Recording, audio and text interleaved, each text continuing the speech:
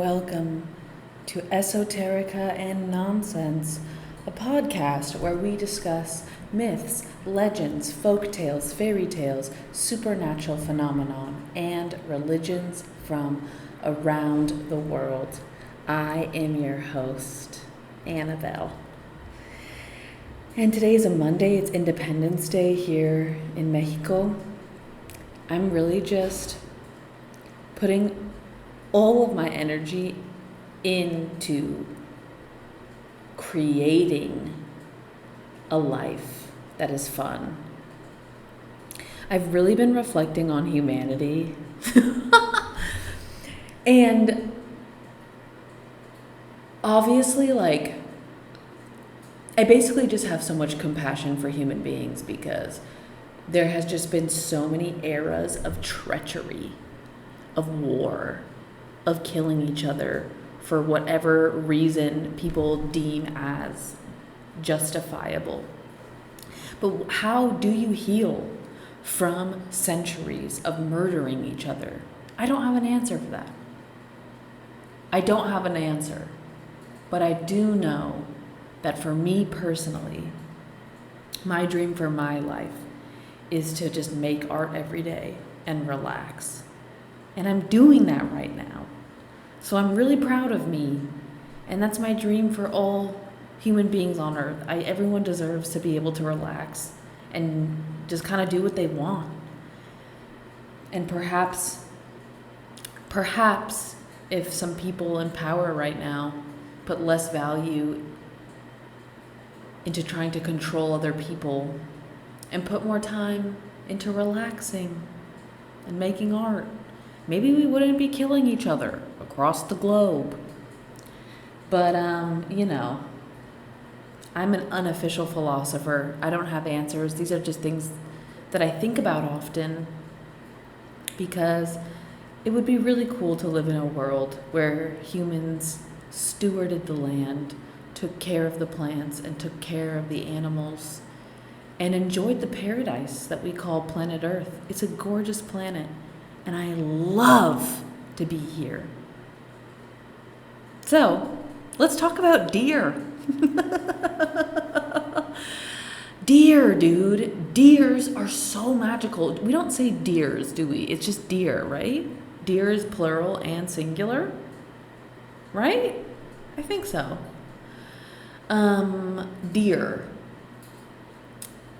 If you didn't catch the part 1 to this episode, I will, as a quick reminder, mention that part of why I was inspired to make this deer episode was because it showed up in one of my dreams and in one of the dreams of one of my closest friends, Bisaraja. And I just thought that was so magical because I've often had magical dreams throughout my life, but it's something I really want to dive more into. So I take dreams seriously, and when symbols arise, it means it's time to research them. And it's funny to me that I grew up in Northern California, and there's a lot of deer, but I never really spent time thinking about deer and how magical they are. And maybe it's because I grew up in such close proximity to them. A lot of my childhood memories were people being, like, women in my neighborhood would be angry that the deers would eat all the roses, and they were kind of like considered pests because they would eat roses like candy, and the women would spend months and months and months, caring for their rose bushes, blah, blah, blah. But now that I'm older, and after these dreams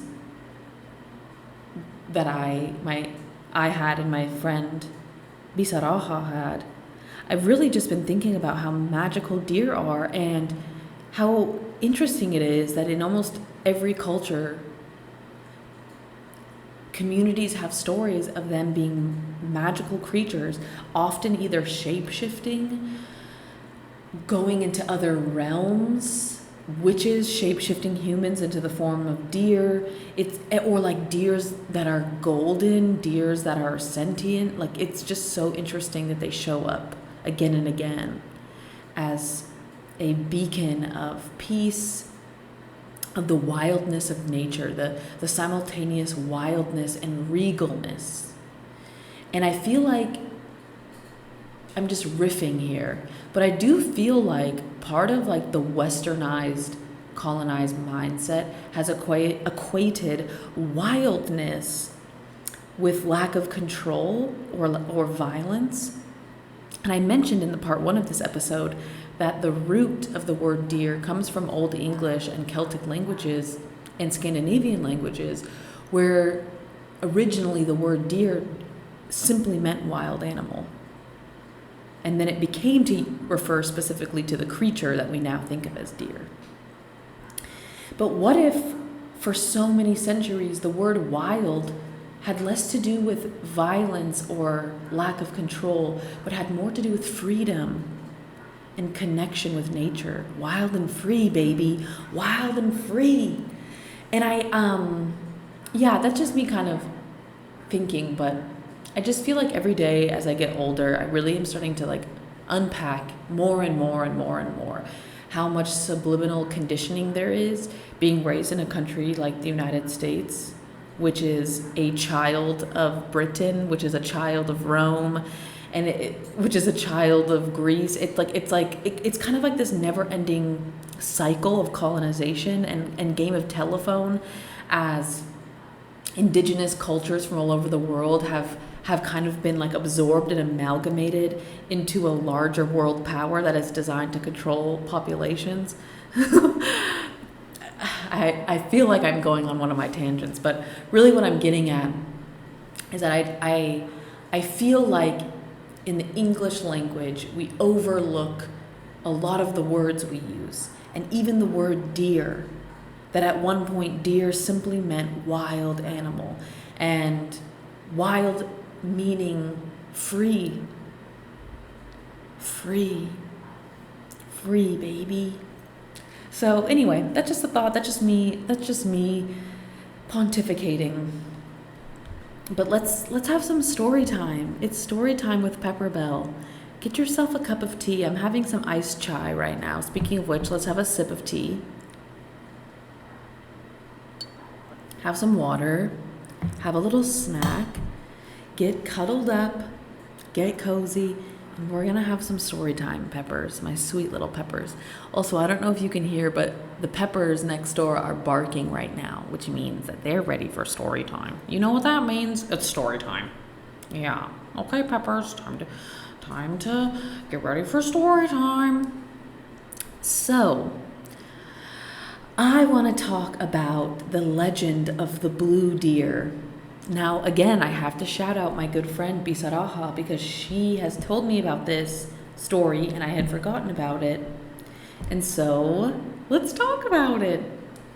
So the legend of the blue deer comes from the Huichol people, or sometimes known as the Huixarica people. And these are a native group to Mexico, and they had a pretty large span in different areas of Mexico. They were known to live in the Sierra Madre Occidental area, the San Luis Potosi area, Jalisco, Nayarit, Durango, Zacatecas, and yeah, those are like the areas that they were known to live. And allegedly, they are considered to be one of the groups in Mexico that have some of the best maintained indigenous culture, even after the colonization of the Spanish. And what's extra fascinating about this group of people is their close relationship with peyote, which, if you don't know, is a hallucinogen that is derived from the San Pedro cactus. And these cactuses produce these buttons that can be cooked and then ingested. And I think, if I'm not mistaken, it's technically mescaline. Am I right? Let's double check. Check your work, kids. Always check your work. Check your work. Creo que sí es Mesculito, ¿no? Creo que sí. Creo que... Okay, maybe I'm wrong. Yes, it is mescaline. Okay, I'm right. Oh my God. I know that because of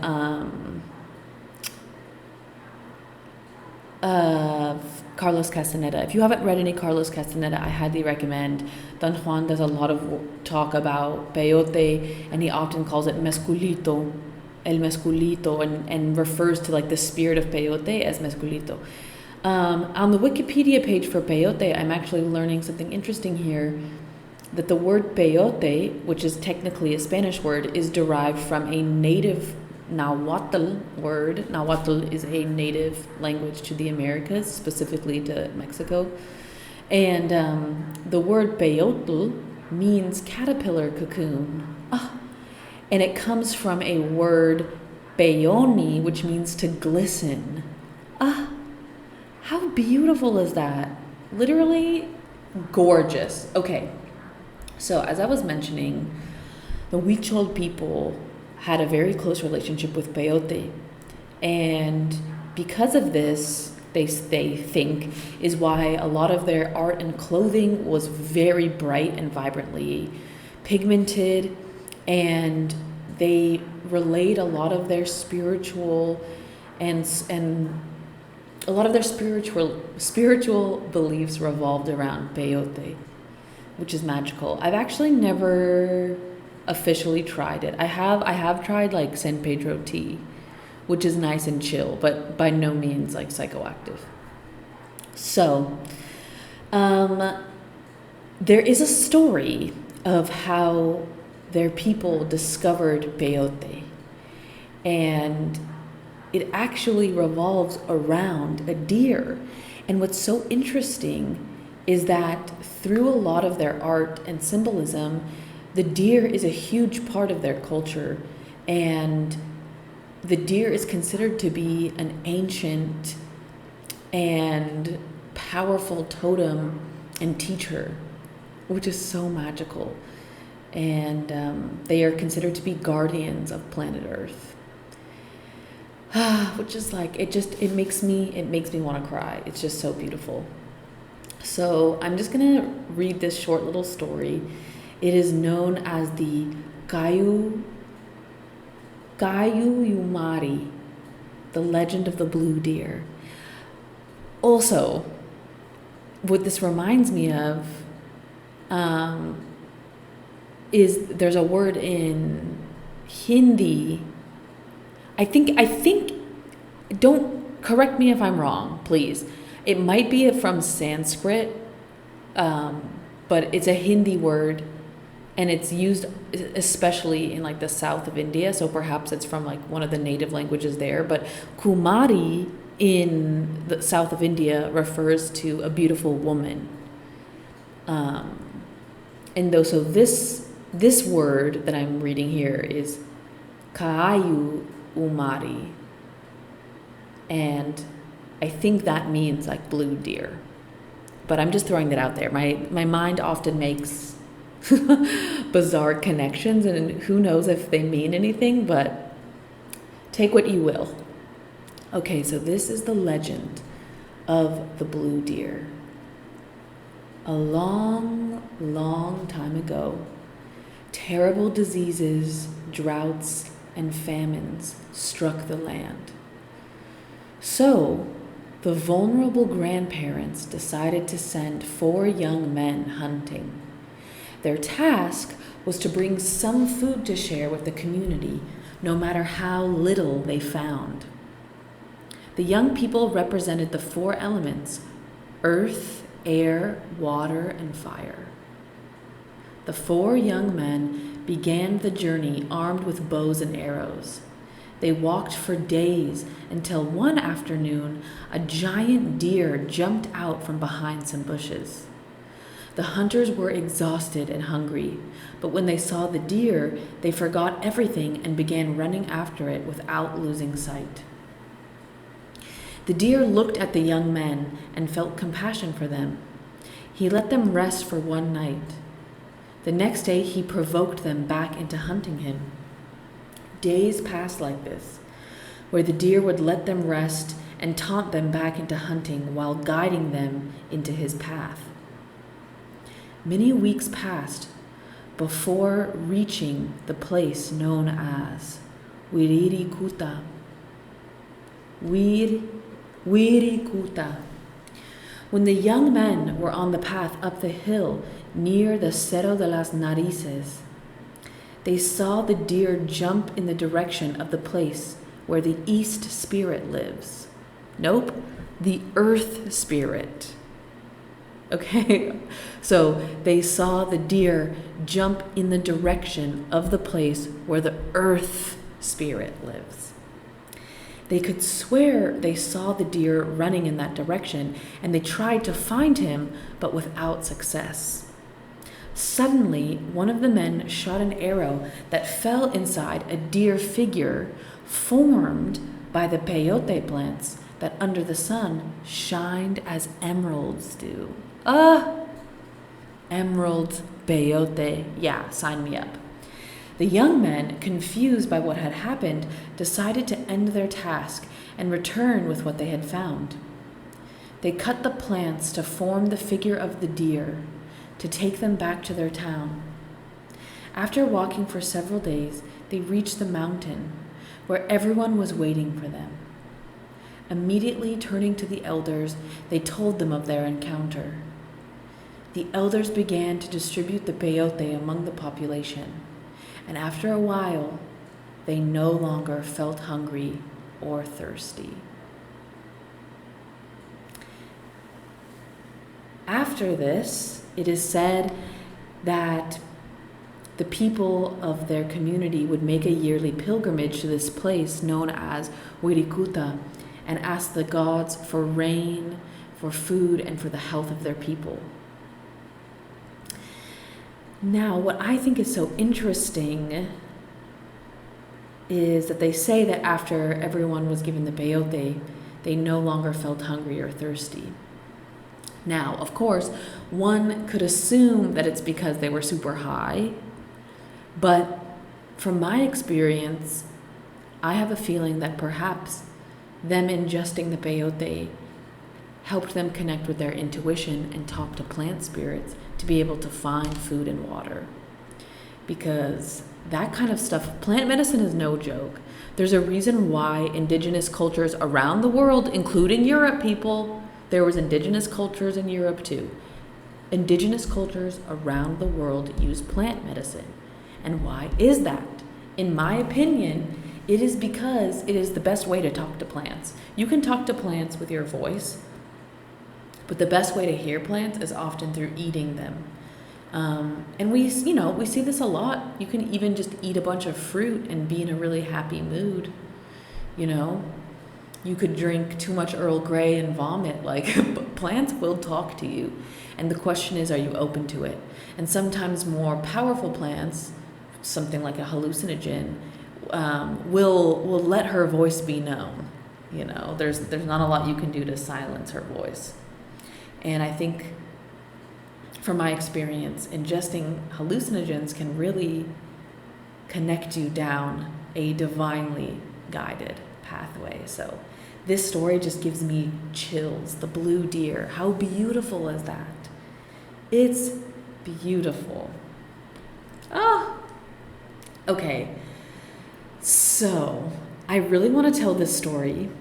This story is known as What the Rose Did to the Cypress. However, I do want to preface that this is a story from the ancient Arabic world. So it's not included in the 1001 Nights. However, it is of the same caliber.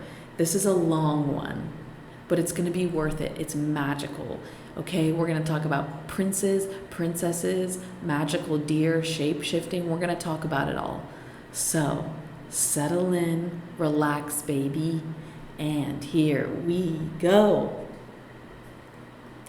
Once upon a time, a great king of the East named Saman Lalposh had 3 brave and clever sons, known as Tamasp, Gamas, and Almas, Rubaksh.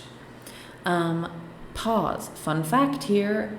I don't know what almas means in Arabic, but almas in Spanish means souls. Alma. One alma is soul, and almas would be plural souls. So I just thought I would throw in that fun tidbit. Also, if you didn't know, a lot of Spanish words actually have Arabic roots because Spain was colonized by the Moors.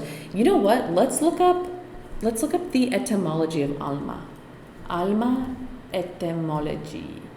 Etymology, por favor.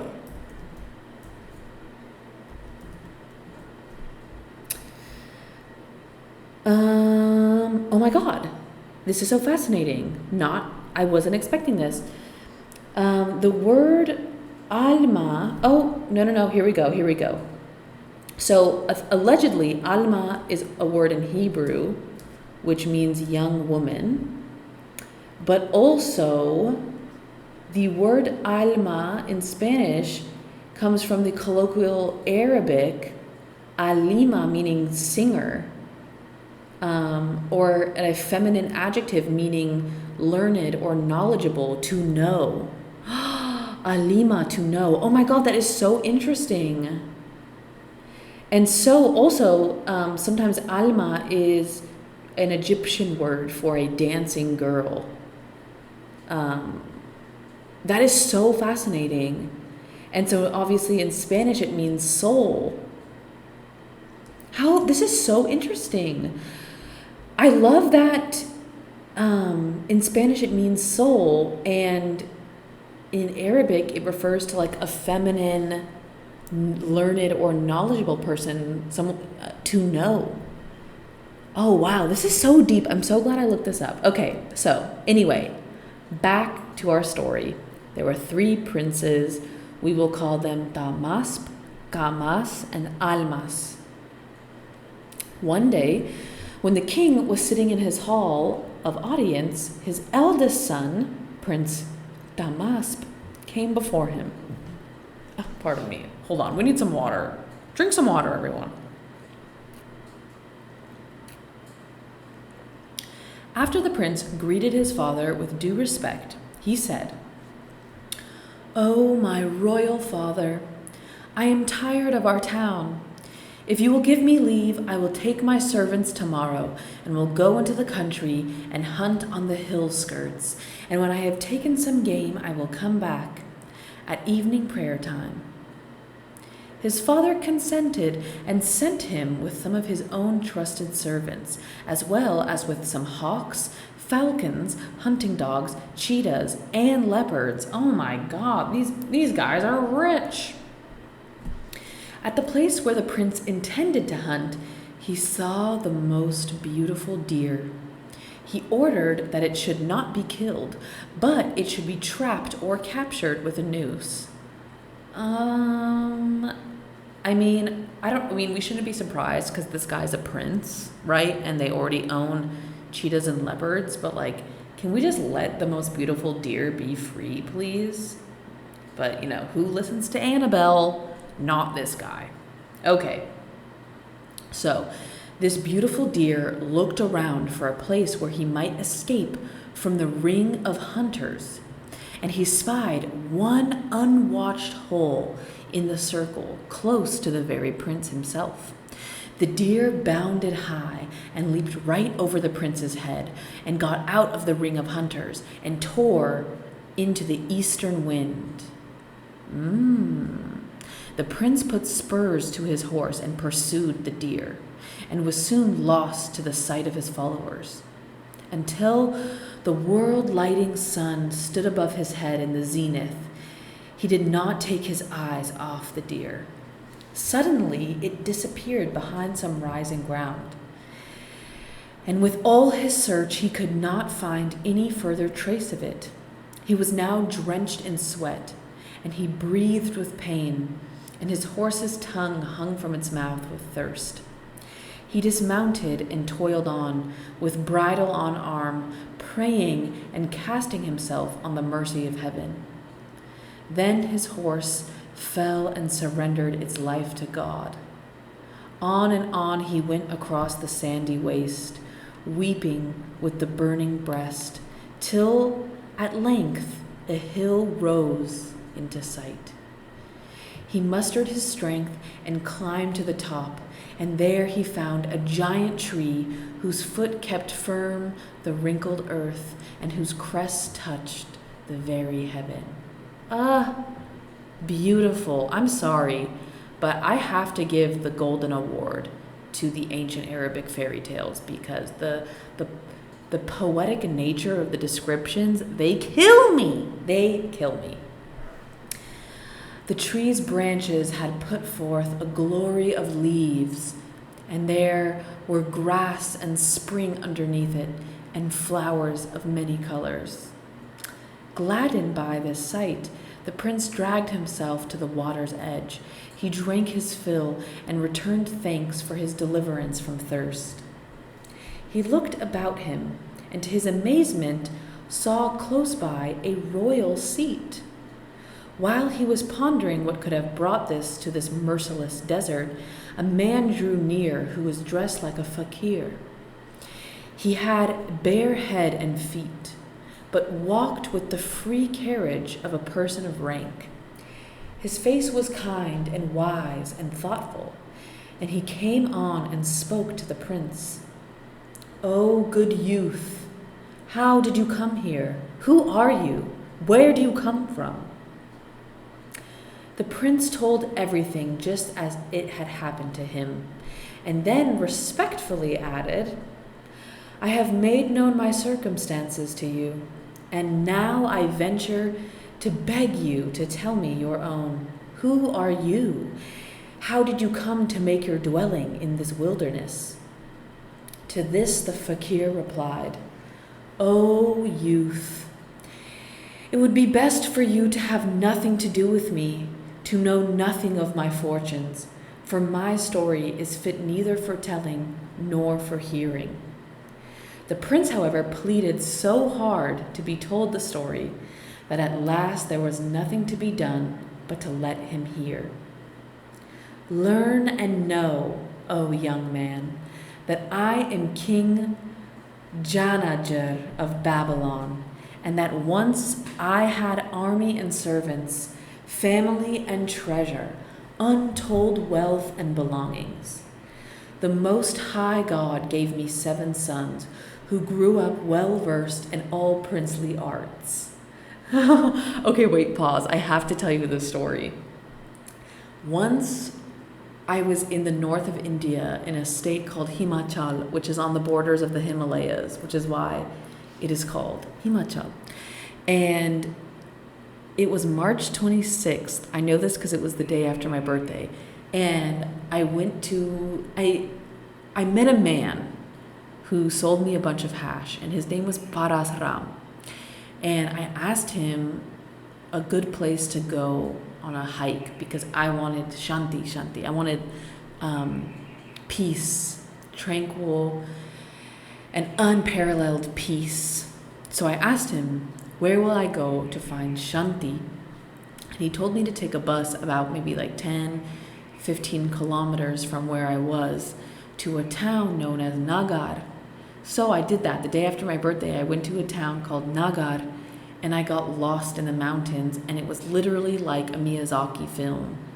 It was like these incredible Himalayan foothills with these like gorgeous giant trees, and it had been a shepherding area for thousands of years. So as you like walked around these mountains, there was thousands of foot trails that all led to the top, but it's because sheep and goat had been grazing those mountains for thousands of years. It was so beautiful, and I was super, super stoned.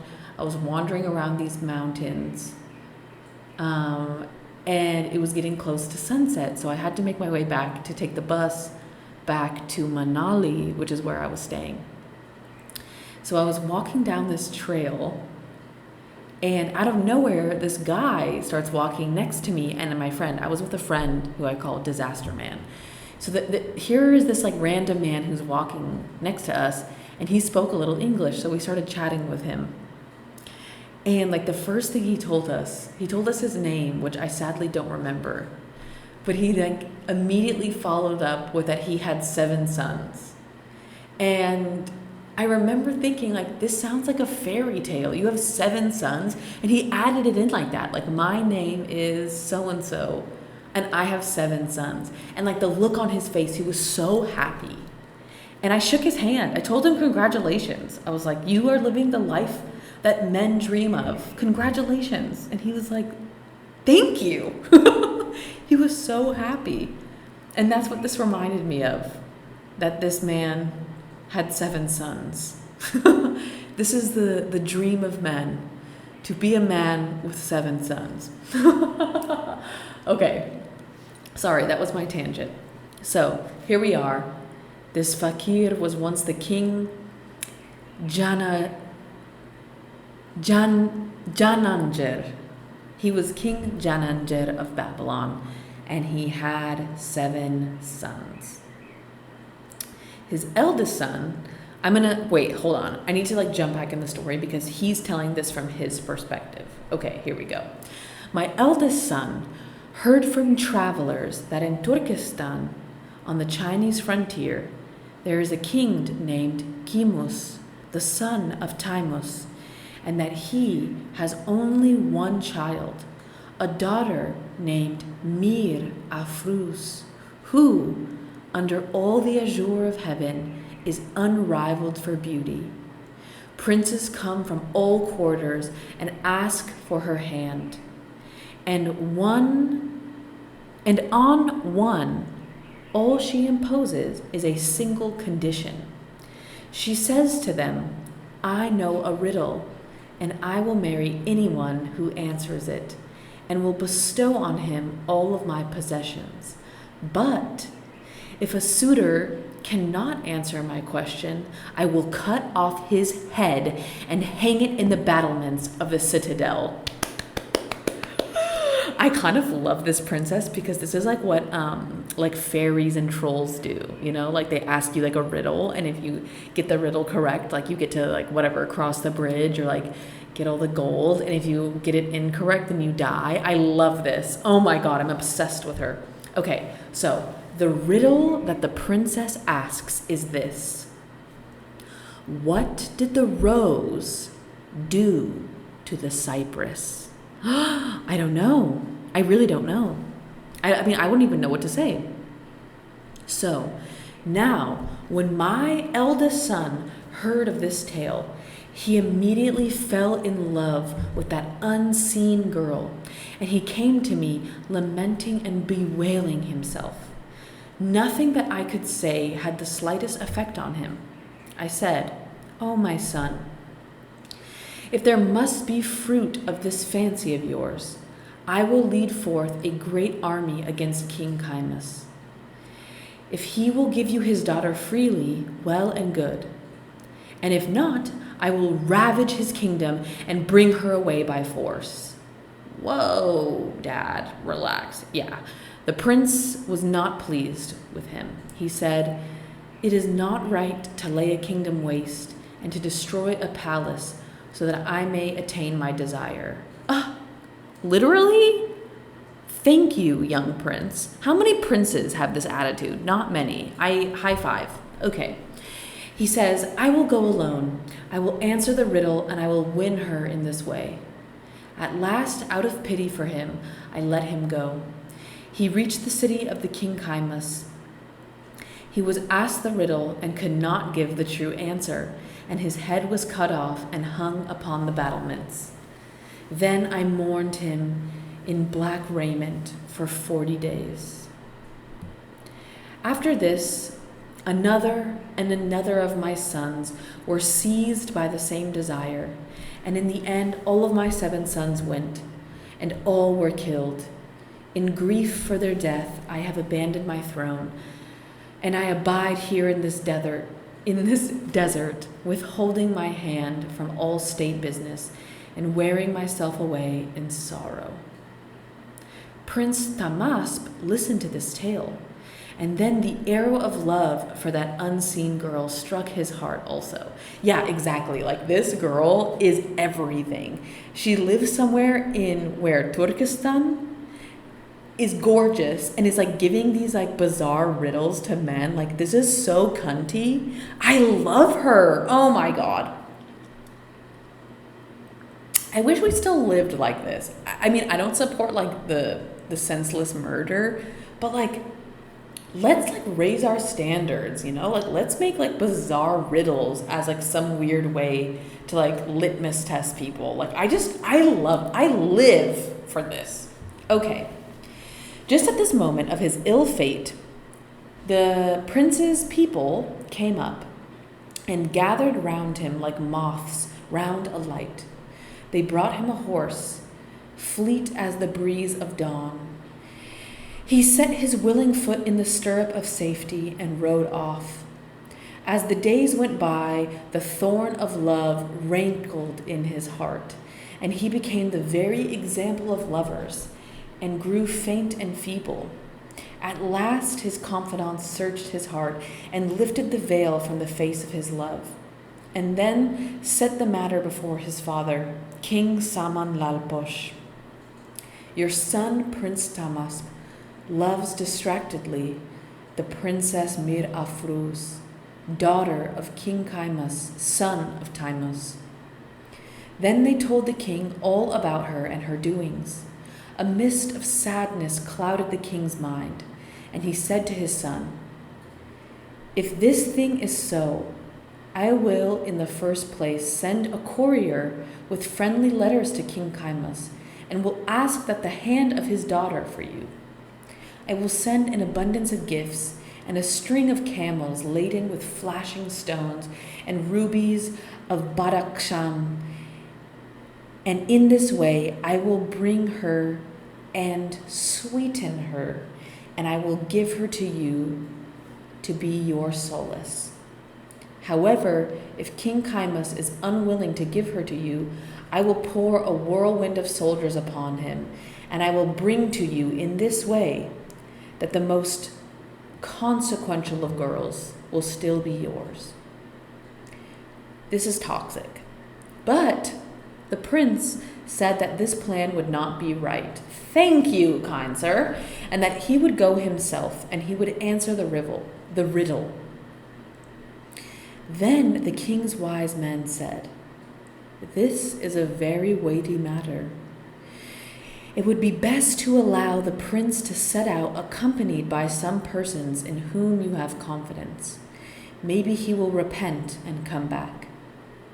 So King Saman ordered all preparations for the journey to be made, and then Prince Tamasp took to leave and set out, accompanied by some of the courtiers, and taking with him a string of 2-humped and raven-eyed camels laden with jewels and gold and costly stuffs.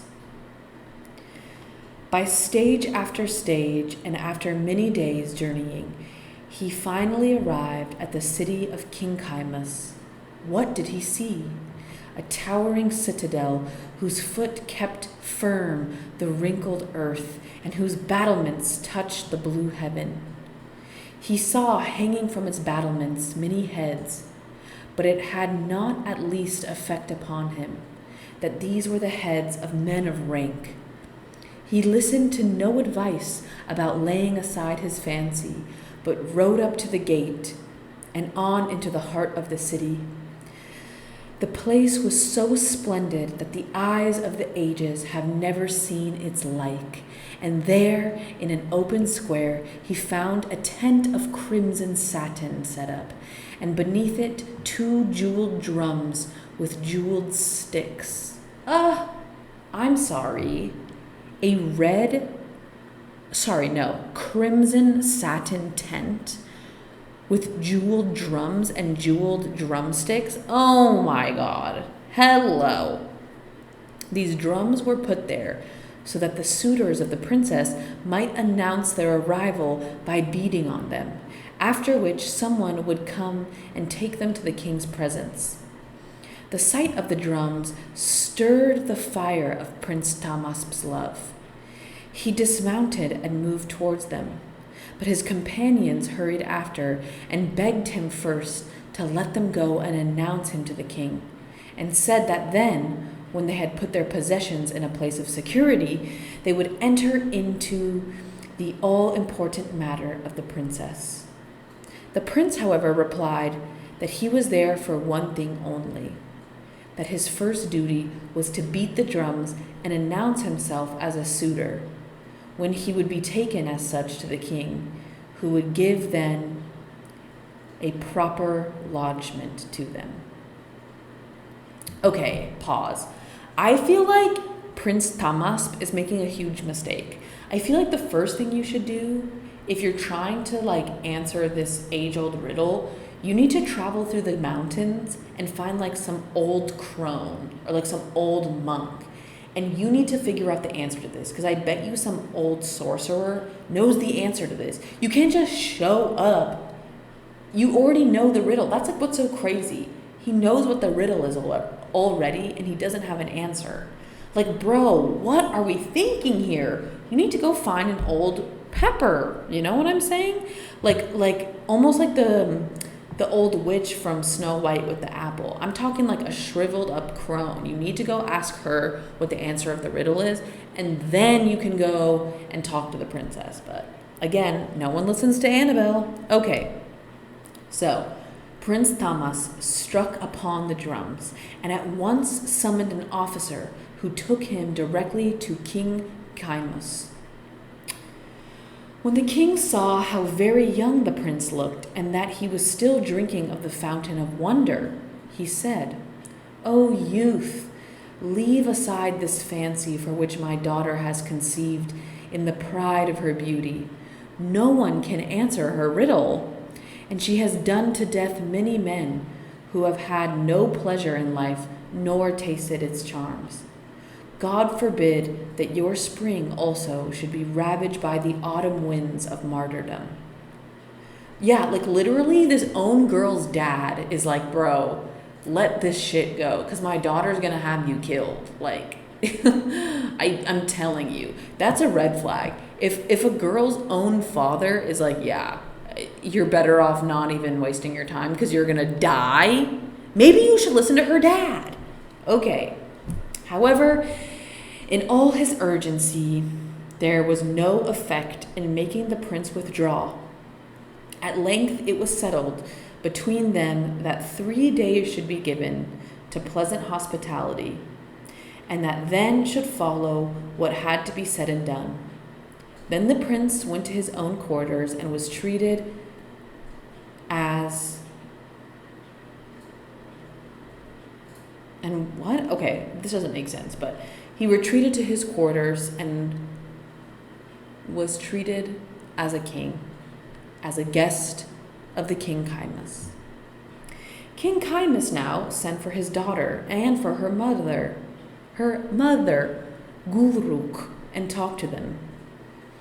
He said to his daughter, "Mira Afruz, listen to me, you cruel flirt. Why do you persist in this folly? Now there has to be a man that you will settle for. And finally, here is a prince of the East. He is so handsome that the very sun grows modest before the splendor of his face. He is rich, and he has brought you gold and jewels, all of them for you, if you will marry him. A better husband you will not find." But all the arguments of her father and her mother were wasted, for her only answer was, "O father, I have sworn to myself that I will not marry, even if 1,000 years go by, unless someone answers my riddle, and that I will give myself to that man only who does answer it." Alas, the 3 days passed, and then the riddle was asked, "What did the rose do to the cypress?" The prince had an eloquent tongue which could split a hair, and without hesitation he replied to her with a verse. Only the omnipotent has knowledge of secrets. If any man says, I know, do not believe him. Honestly, he ate. That's a really good answer. That's really good. He basically was like, only God knows. Any man who says he knows is a liar. I honestly love that answer. Then a servant fetched in the polluted blue-eyed headsman who asked, whose sun of life has come near its setting? He took the prince by the arm and placed him upon the cloth of execution, and then, all merciless and stony-hearted, cut the head from his body and hung it in the battlements. Shut up, bro. That's brutal. This is brutal. Yeah, this is intense. I'm so glad that as a culture, this stuff isn't happening as much anymore, because it's not chill to just be killing people randomly over riddles. However, I love the stakes of this, the stakes of winning a girl's favor. I kind of love this. The toxic girl in me is living for this. Okay. The news of the death of Prince Damasp plunged his father into despair and stupefaction. He mourned for him in black raiment for 40 days. And then, a few days later, his second son, Prince Kamas, extracted from him to leave and go too. And he also was put to death. Damn, one son only now remained. The brave, eloquent, happy-natured Prince Almas. One day, when his father sat brooding over his lost children, Almas came before him and said, O father of mine, the daughter of King Chimus has done to my two brothers to death. I wish to avenge them upon her. These words brought his father to tears. O light of your father, he cried, I have no one left but you, and now you ask me to let you go to your death? Yeah, no, there's no way. Dear father, pleaded the prince, until I have lowered the pride of that beauty and have set her here before you, I could not settle down or indeed sit down off my feet. In the end, he too got leave to go. But when he went without a following, and he went alone. Like his brothers, he made the long journey to the city of Chimus, the son of Timus. Like them, he saw the citadel, but he saw there the heads of his brother Tamasp and Kamas. He went about in the city and saw the tent and the drums, and then went out again to a village not far off. Here he found out a very old man who had a wife who was 120 years old, or possibly more. Now we're talking. I actually haven't even read this story, so I just want to throw out there that I already knew what needed to be done. You need to find an old lady who's like 120 years old. And number 3, the third brother, Almas, and also this doesn't surprise me, he's the youngest brother. The young ones always are the smartest. Sorry about it. His name is Almas, which is such a powerful name, and he already knows the drill. Thank you, Almas. Thank you. Okay. So now he's in this village. He's with this old couple. Their lives were coming to their end, but they had never beheld face of a child of their own. They were glad when the prince came to their house, and they dealt with him as if he was their son. He put all his belongings in their charge and fastened his horse outside their house. Then he asked them not to speak of him to anyone and to keep his affairs secret. He exchanged his royal dress for another, and the next morning, just as the sun looked forth from its eastern oratory, he went again into the city. He turned over in his mind without ceasing how he was to find out the meaning of the riddle and to give them the right answer, and who could help him and how to avenge his brothers. Bro, I know who could help you. The old lady you're living with. Prince Almas wandered about the city, but heard nothing of service, for there was no one in all the land who understood the riddle of the Princess Mir Afruz. One day, he thought he would go to her own palace and see if he could learn anything there. So he went out into her garden house. It was a very splendid place, with a wonderful gateway and walls like Alexander's ramparts. Many gatekeepers were on guard, and there was no chance of passing them. His heart was full of bitterness, but he said to himself, "All will be well. It is here that I shall get what I want." He rode around outside the garden wall, hoping to find a gap, and he made supplication in the court of supplications and prayed, "O holder of the hand of the helpless, show me my way." While he prayed, he bethought himself that he could get into the garden with a stream of inflowing water. He looked carefully round, fearing to be seen. He stripped his clothes and slid into the stream and was carried within the great walls. There he hid himself till his loincloth was dry. The garden was a very Eden, with running water amongst its lawns, with flowers and the lament of doves and the jug of nightingales. It was a place to steal the senses from the brain. He wandered about and saw the house, but there seemed to be no one there. In the forecourt was a royal seat of polished jasper, and in the middle of the platform was a basin of the purest water that flashed like a mirror. He pleased himself with these sights for a while, and then went back to the garden and hid himself from the gardeners and passed the night. The next morning he put on the appearance of a madman and wandered about till he came to a lawn where several pert-faced girls were amusing themselves.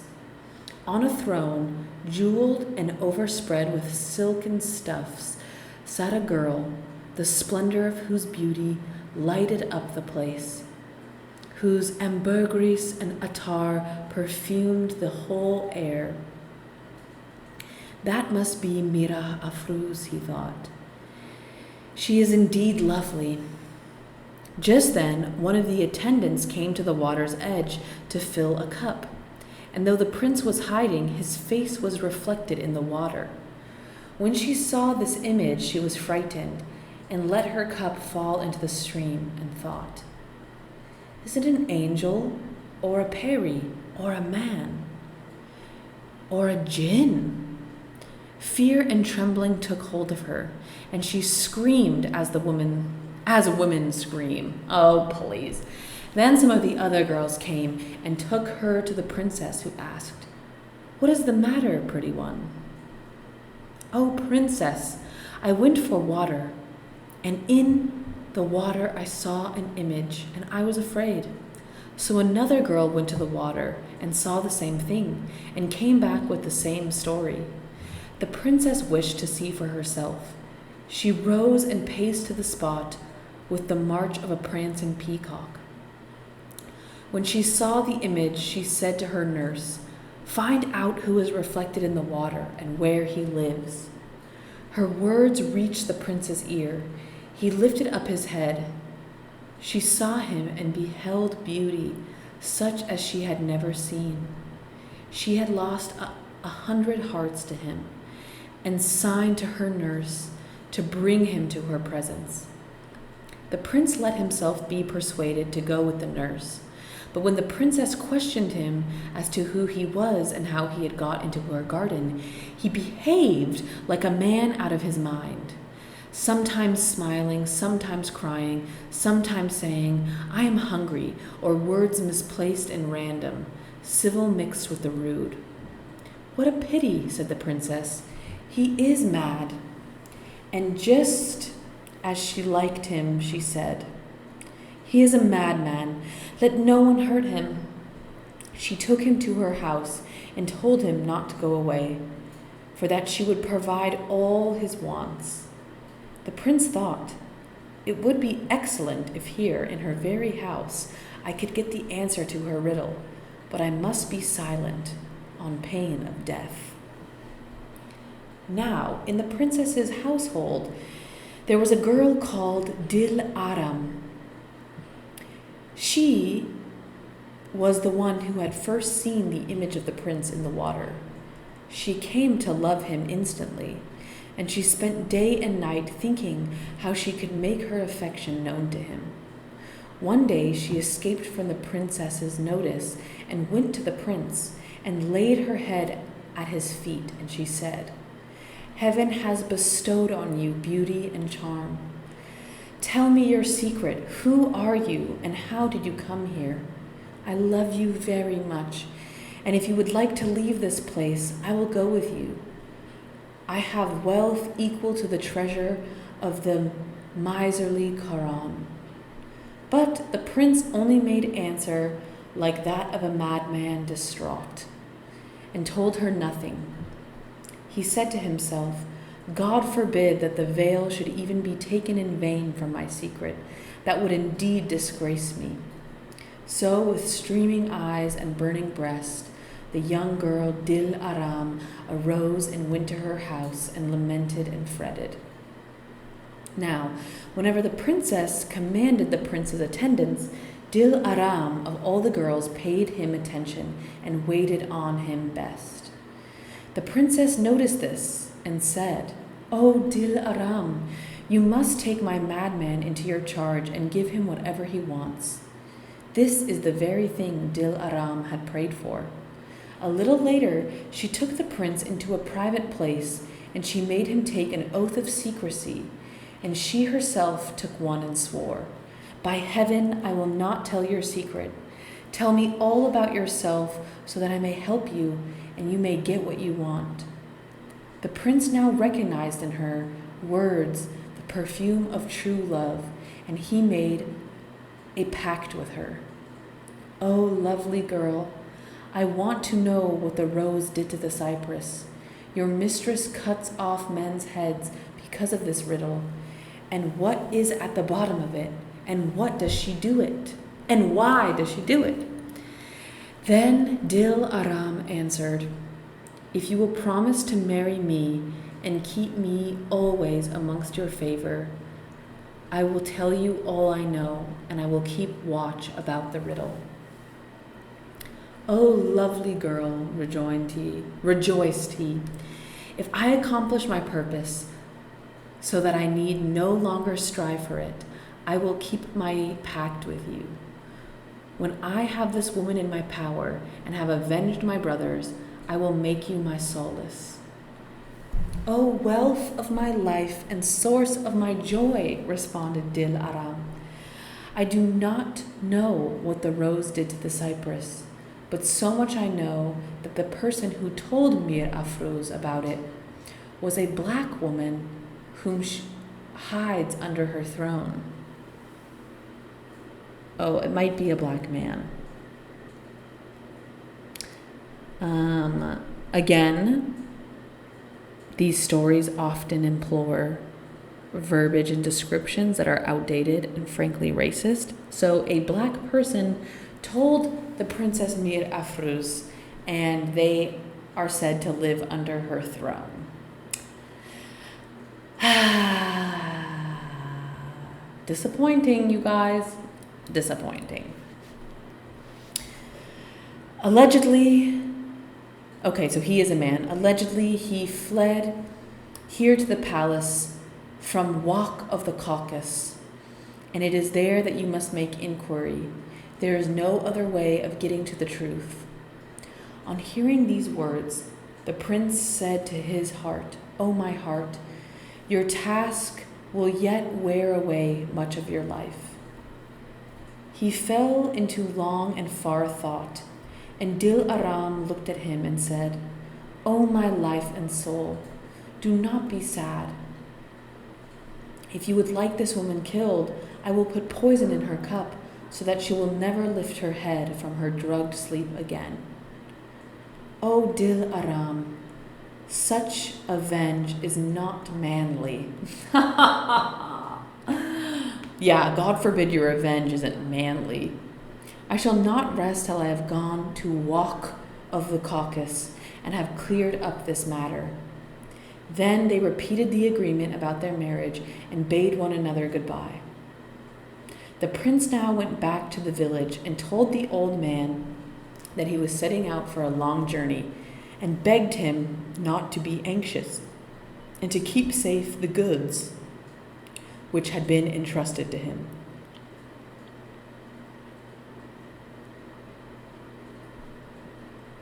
Honestly, why hasn't he asked the old people? He should have asked them. The prince had not the least knowledge of the way to walk of the Caucasus,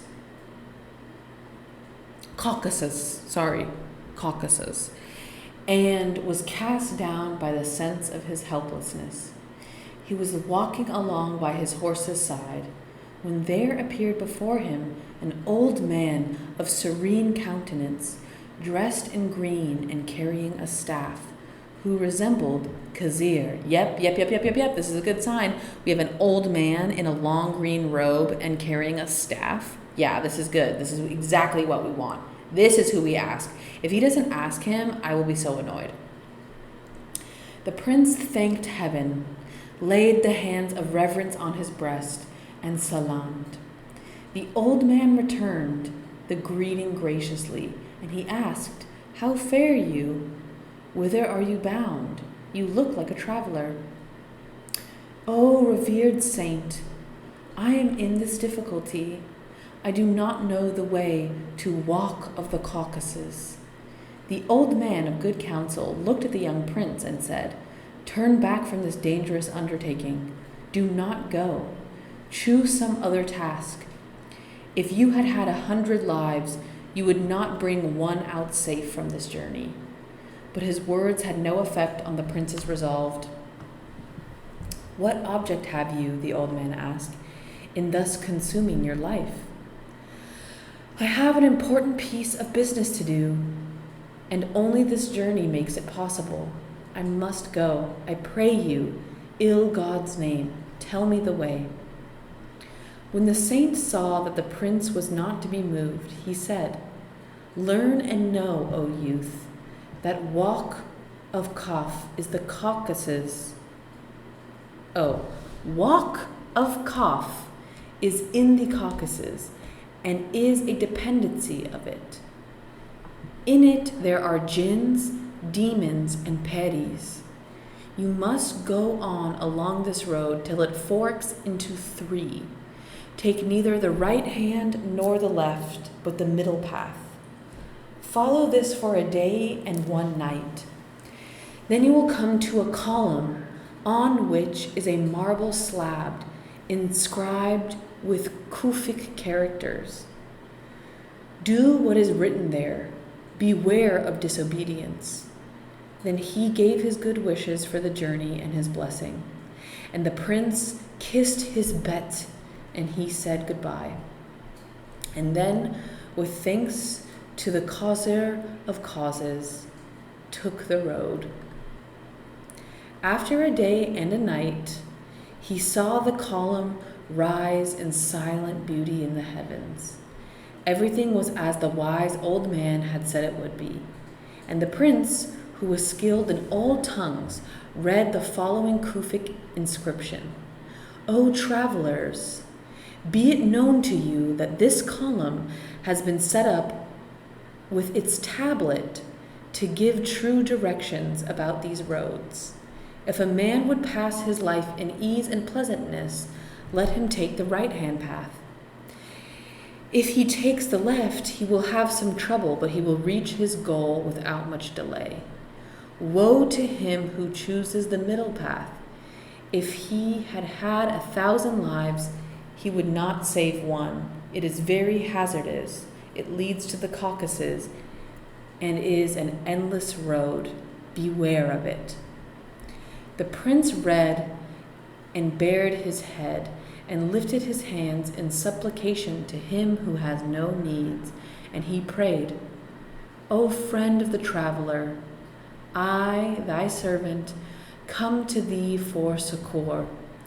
My purpose lies in the land of Kaf, and my road is full of peril. Lead me by it." And then he took a handful of earth and cast to it on his collar, and he said, "O earth, be thou my grave. O vest, tee thou my winding sheet." Then took the middle road and went along it, day after day, with many silent prayer, till he saw trees rise from the weary waste of sand. They grew in a garden and went up to the gate and found it a slab of beautifully worked marble, and that near it there lay sleeping, with his head on a stone, a black man whose face was so dark that it created darkness around him.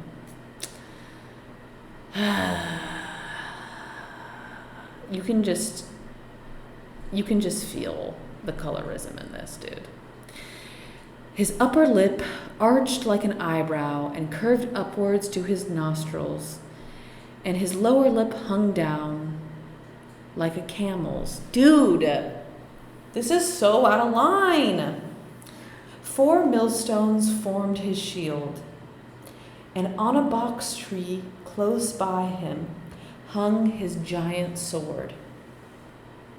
His loincloth was fashioned of 12 skins of beasts, and was bound round his waist by a chain of which each link was as big as an elephant's thigh.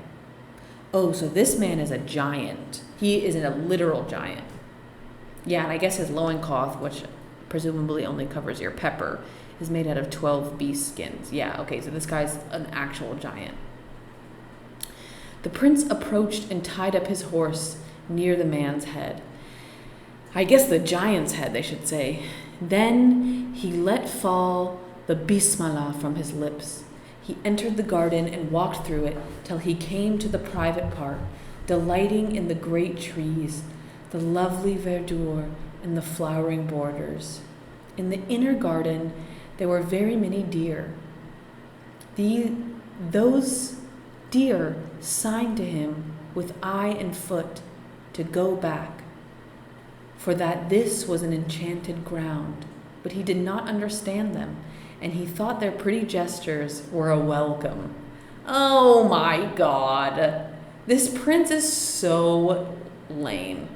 The animals, I feel like this is so classic though, right? Like the animals are literally trying to talk to us and we're like, "Oh, thanks for welcoming us." And they're like, "I'm literally trying to warn you, you're not safe.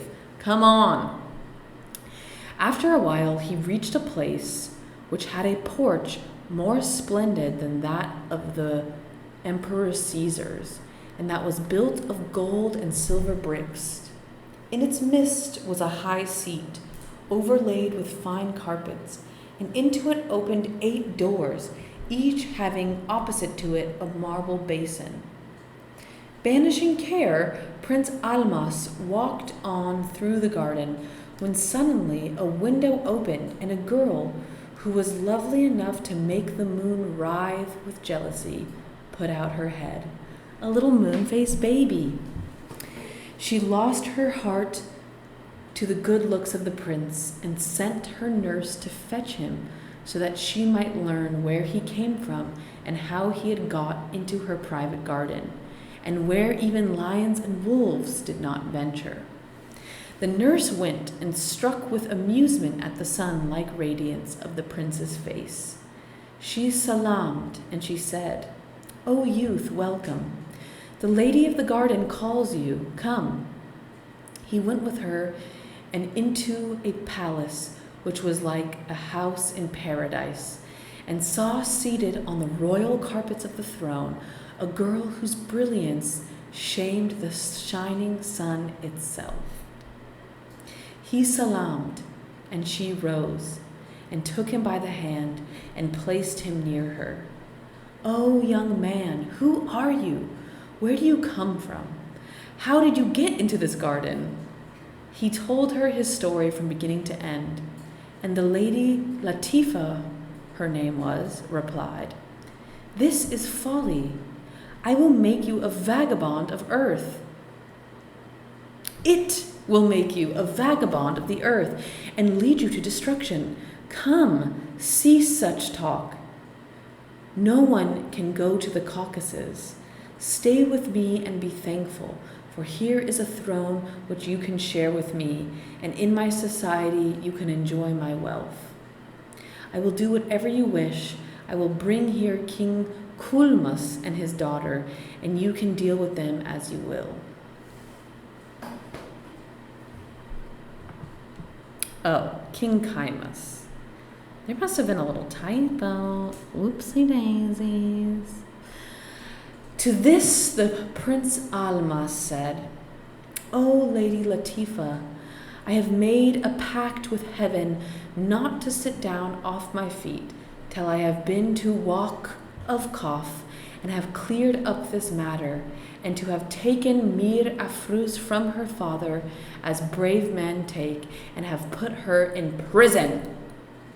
When I have done all of this, I will come back to you in a state with a great following, and I will marry you according to the law." Uh-oh, so now he has two different pacts. He's supposed to marry the servant girl, and now he's supposed to marry Lady Latifa. This is not good. Oh, I guess maybe he can marry both. Never mind. Lady Latifa argued and urged her wishes, but in vain. The prince was not to be moved. Then she called to the cupbearers for their new wine, for she thought that when his head was hot with the drink, aka the alcohol, he might consent to stay. The pure, clear wine was brought. She filled a cup and gave it to him. He said, "O most enchanting sweetheart, it is for the rule of the host to drink first and then the guest." So, to make him lose his head, she drained the cup, then filled it again and gave it to him. He drank it off, and she took a lute from one of the singers and played upon it with such skill which witched away any sense of all who heard. But it was all in vain. 3 days passed in such festivities, and on the 4th the prince said, "O joy of my eyes, I beg now that you will bid me farewell. For my way is long, and the fire of your love darts flame into the harvest of my heart. But heaven's grace, I may accomplish my purpose, and if so, I will come back to you." Now she saw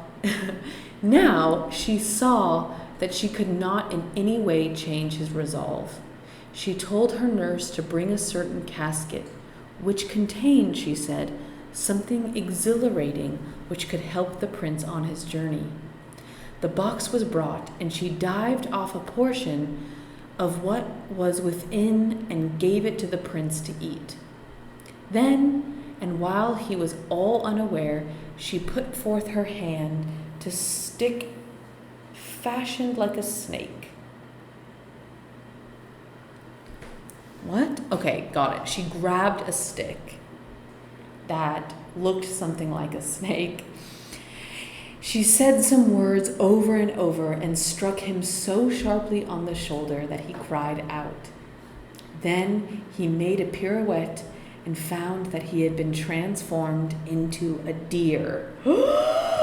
Our princess is a little sorcerer. When he knew what had been done to him, he thought, "All the threads of affliction are gathered together.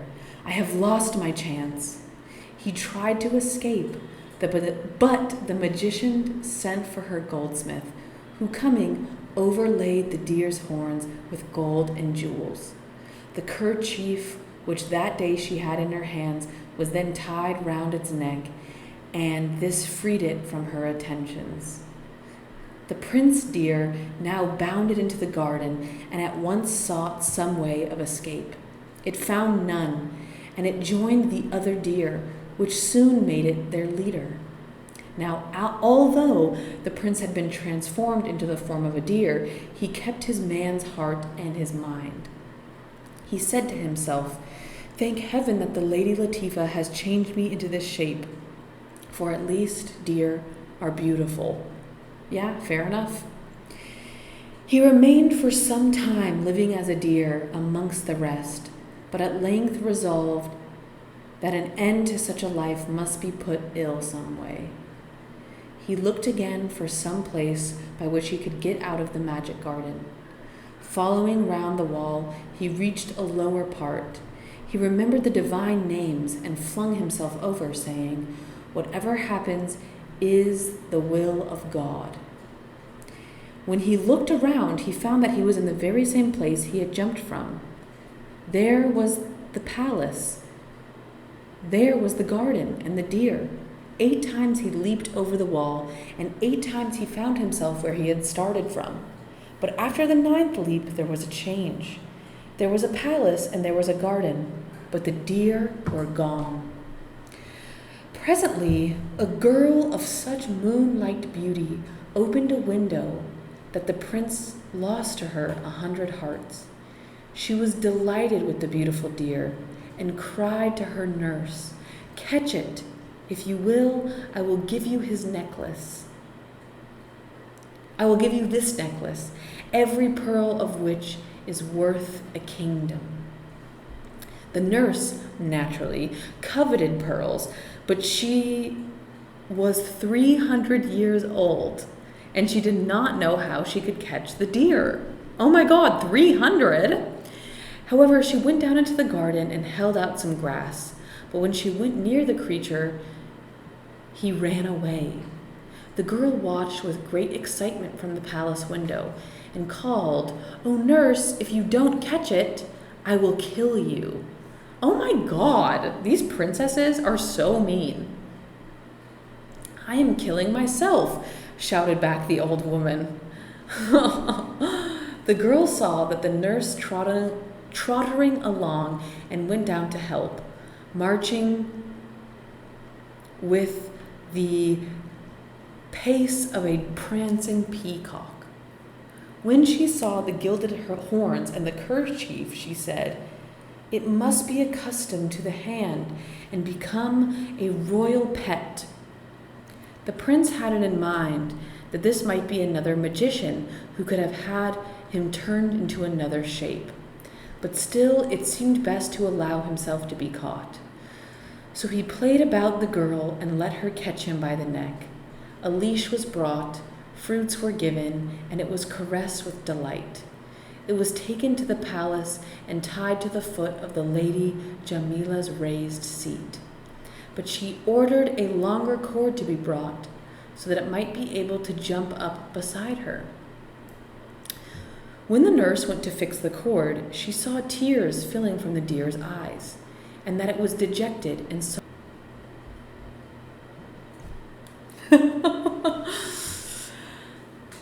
"Oh, Lady Jamila, this is a wonderful deer. It is crying. I never saw a deer cry before." The Princess Jamila darted down like a flash of lightning and saw that it was so. It rubbed its head on her feet and then shook it so sadly that the girl cried for sympathy. She patted it and said, "Why are you sad, my heart? Why do you cry, my soul? Is it because I have caught you? I love you better than my own life." But spite of her comforting, it cried the more. "Then," Jamila said, "unless I am mistaken, this is the work of my wicked sister Latifa, who by magic art turns servants of God into beasts of the field." At these words, the deer uttered sounds and laid its head on her feet. Then Jamila was sure it was a man and said, "Be comforted. I will restore you to your own shape." She bathed herself and ordered the deer to be bathed, put in clean raiment, called for a box which stood in an alcove, and opened it and gave a portion of what was inside it to the deer to eat. Then she slipped her hand under her carpet and produced a stick to which she said nothing. She struck the deer hard. It pirouetted and became Prince Almas. The broidered kerchief and the jewels lay upon the ground. The prince prostrated himself in thanks to heaven and Jamila and said, "O delicious person, O Venus, how shall I excuse myself for giving you so much trouble? With what words could I thank you?" Then she called for a clothes wallet and chose out a royal dress of honor. Her attendants dressed him in it and brought him again for the tender-hearted lady. She turned to him 100 hearts, took his hand and seated him beside her. She said, "O youth, tell me truly who you are and where you come from, and how you fell into the power of my sister."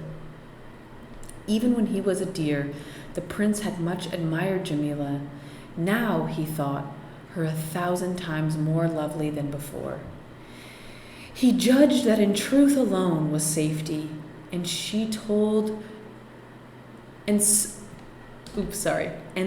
he told her his whole story. Then she asked, "O Prince Almas, do you still wish so much to make this journey to Waf of Kaf in the Caucasus? What hope is there in it? The road is dangerous even near here, and this is not yet the borderland of the Caucasus. Come, give it up. It is a great risk, and to go is not wise. It would be a pity for a man like you to fall into the hands of the jinns and the demons. Stay with me, and I will do whatever you wish." "O most delicious person," he answered, "you are very generous, and the choice of life lies in the truth in your hands. But I beg one favor of you. If you love me, so do I love you. If you really love me, do not forbid me to make this journey, but help me as far as you can. Then it may be that I shall succeed, and if I return with my purpose fulfilled, I will marry you according to the law and take you to my own country, and we will spend the rest of our lives together in pleasure and good companionship. Help me if you can, and give me counsel." "Oh, very love of my life," replied Jamila, "I will give you things that are not king's treasures, and which will be of the greatest use to you. For there are the bow and the arrows of his reverence and the prophet, Salih. Secondly, there is the scorpion of Solomon, of whom be peace, which is a sword such as no king has. Steel and stone are one to it. If you bring it down on a rock, it will not be injured, and it will cleave whatever you strike. Thirdly, there is a dagger, which the sage Timus himself made. This is the most useful, and the man who wears it will not bend under 7 camels' loads. What you have to do first is get to the home of the Semiurge and to make friends with him. If he favors you, he will take you to Wak of Kaf. If not, you will never get there, for 7 seas are on the way, and they are such seas that if all the kings on earth and all the wasirs and all their wise men considered for 1,000 years, they would not be able to cross them.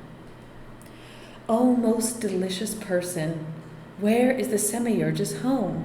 How shall I get there?"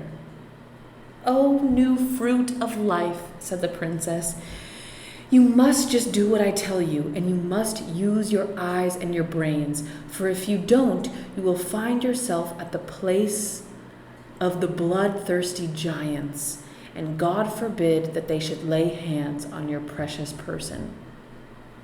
Then she took the bow and the quiver of arrows, the sword and the dagger out of a box, and the prince let fall a bismillah, and he thanked her. Then Jamila of the moon-faced beauty produced 2 saddlebags of ruby red silk, one filled with roasted fowl and little cakes, and the other with stones of price. Next she gave him a horse as swift as the breeze of the morning, and she said, "Accept all these things from me. Ride till you come to the rising ground, and at no great distance from there you will find a spring. It is called the place of gifts. You must stay there one night.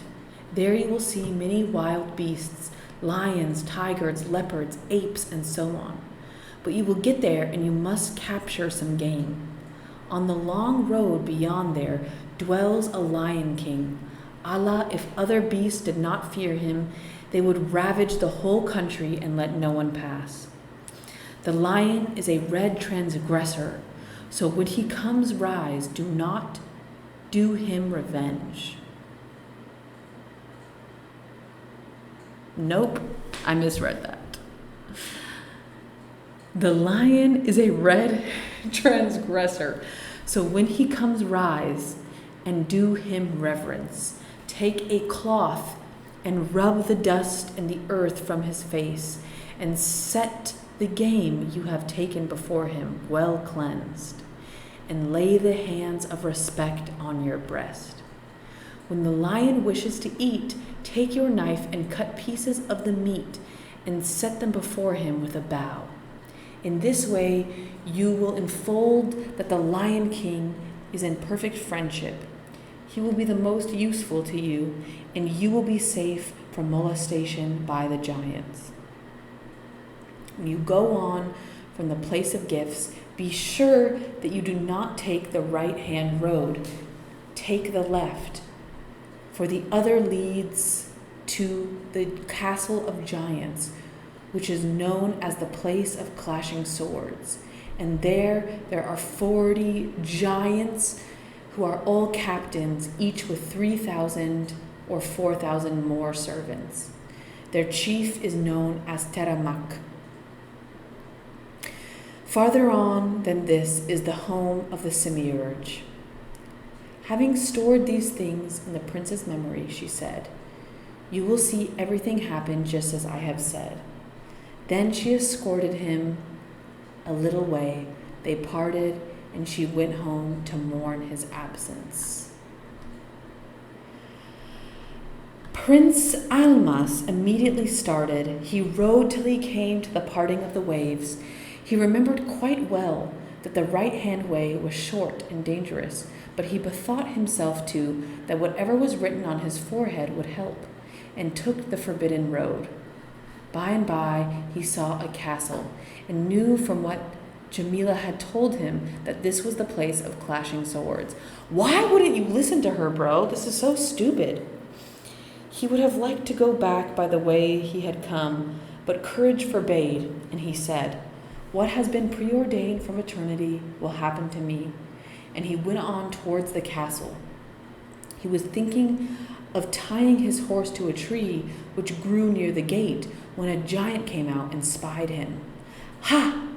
said the wretch to himself. "This is good."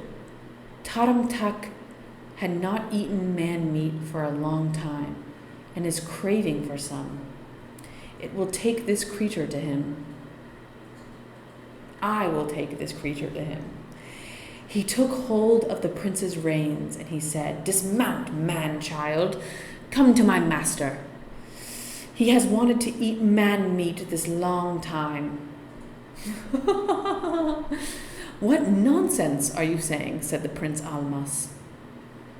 When the giant understood that he was being disrespected, he cried, "Come along. I will put you into such a state that the birds in the air will weep for you." Then the prince drew the scorpion of Solomon and struck the giant. He struck him in the leather belt and shore him through so that the sword came out the other side. He stood upright for a little while and muttered some words. He put out his hand to seize the prince and fell into and surrendered his life. There was water close at hand, and the prince made his resolution. He then said, "O my heart, a wonderful task lies upon you. a second giant came out of the fort, and seeing what had been done, he went back and told his chief. Others wished to be doubled and went out. And of every one of the scorpion of Solomon made 2. Then Taramtak set for a giant named Chilmak, who in the day of the battle was worth 300 men.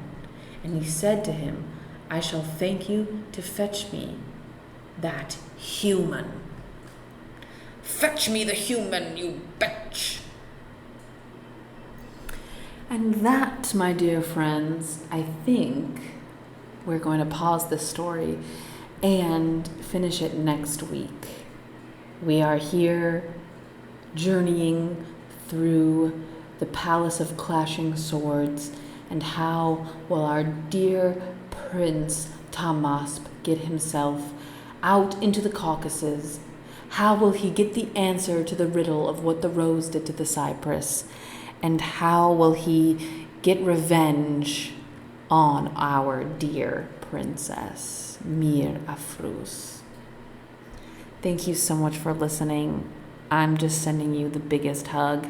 You deserve the best life. You deserve to follow your dreams. If you like this podcast, please write a comment, give me a review, email in esotericaandnonsense@gmail.com.